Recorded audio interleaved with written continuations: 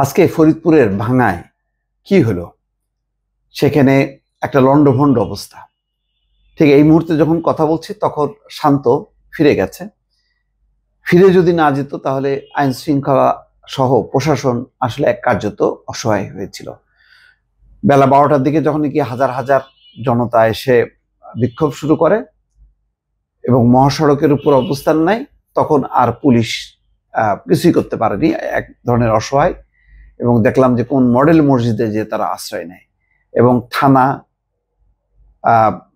উপজেলা পরিষদ, থানা পরিষদ সব লন্ডভন্ড, কোনো কক্ষ বাকি নেই। হাজার হাজার মানুষ যে ইচ্ছা মতো ভাঙচুর করছে। বিষয়টা দেখেন, মাত্র 2টা ইউনিয়নের সমস্যা। ভাঙ্গা উপজেলার আলগি এবং হামিরদি ইউনিয়নকে ফরিদপুর 4 আসন থেকে কেটে ফরিদপুর 2 আসনে যুক্ত করা হয়েছে। কি এমন মহাভারত হয়ে গেল এটা বুঝতে পারছি না।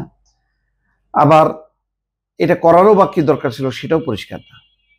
এখন হরতাল তারা ডাকছে, পরে নাকি আবার প্রত্যাহারও করছে এই যে সীমানা পুনর্নির্ধারণে নিয়ে। কিন্তু এত প্রস্তুতি, প্রশাসন, পুলিশ সবাই জানে, এটা ঠেকানো গেল না কেন, বোঝানো গেল না কেন?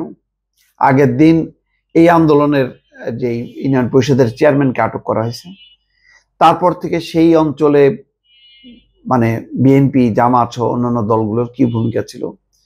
কেন ওই এলাকায় তারা নিয়ন্ত্রণটা নিতে পারলো না? কেন হাজার হাজার মানুষ এইভাবে বের হয়ে বিক্ষোভ করলো?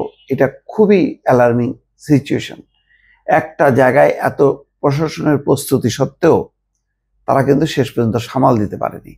যখন নাকি বেলা 12টার দিকে হাজার হাজার মানুষ নেমে পড়ছে, তারপরে কিন্তু প্রশাসন সরে গেছে এবং নিরুপায় এক ধরনের আত্মসমর্পণ। তারপরে ইচ্ছা মতন তারা তাদের বিক্ষোভ করে, তারপর তারা সরে যাওয়ার পর, নিজে থেকে সরে যাওয়ার পর পরিস্থিতি শান্ত হয়েছে। এই পরিস্থিতিটা ইঙ্গিত দেয় যে আসলে তৃণমূল পর্যায়ে প্রশাসনের কোনো নিয়ন্ত্রণ নেই, লোকাল কোনো রাজনৈতিক কর্তৃপক্ষেরও কোনো নিয়ন্ত্রণ নেই। অথবা এমন যে যারা রাজনৈতিক দল আছে, যেখানে বিএনপি বা জামাত, তাদের আসলে শক্ত কোনো ভূমিকা নেই। ওই অঞ্চল প্রথাগতভাবে আওয়ামী লীগ অধ্যুষিত, ফলে আওয়ামী লীগের লোকজনই কি নেমে পড়লো, তার সাথে যোগ দিল হাজার হাজার মানুষ। এটা কিন্তু গভীর চিন্তার ব্যাপার। একটা এলাকা এত প্রশাসনের প্রস্তুতি সত্ত্বেও তারা নিয়ন্ত্রণ করতে পারলো না। কেন পারলো না? এখন তারা তো সম্ভবত প্রত্যাহার করছে হরতাল। যদি আবার এই হরতাল অবরোধ চালাতে থাকে তাহলে কি হবে? তাদের এই অবরোধ কর্মসূচির কারণে ঢাকা বরিশাল, ঢাকা খুলনা মহাসড়ক একদম যোগাযোগ বন্ধ, রেলপথ বন্ধ। তাহলে কি দাঁড়াচ্ছে? কি এই বিক্ষোভ, এই দাবি, এটা সামাল দেওয়া যাচ্ছে না। অন্তর্বর্তী সরকার যে কত বড় অসহায়, অন্তত আজকে ফরিদপুরের ভাঙা তার প্রমাণ। রীতিমতো ওখানে ওসি, এসপি বলেন, ইয়নো বলেন, সবাই মানে হাল ছেড়ে দিয়েছে। এখন লোকাল পিপুল হয়তো নিজে থেকে সরে যাওয়াতে রক্ষা, যদি না যেত তাহলে পরিস্থিতি আরো খারাপ হতো। এর সমাধান কি? এখন পর্যন্ত কোনো বক্তব্য, বিবৃতি আছে? নেই। আগের দিন কিন্তু বলা হয়েছিল যে 5টার মধ্যে অবরোধ যদি মানে শেষ করা না হয় তাহলে কঠোর অ্যাকশন নেওয়া হবে। কিসের অ্যাকশন? অ্যাকশন নিতে যে উল্টা রিয়াকশনেই তো কাবু প্রশাসন।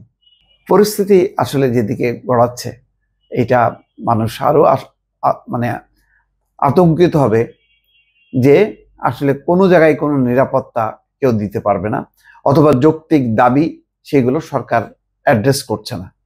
হয় সরকারের ব্যর্থতা, নতুবা লোকালি যারা প্রশাসন বা রাজনৈতিক কর্তৃপক্ষ তারা ব্যর্থ। দর্শক ভালো থাকবেন, আল্লাহ হাফেজ।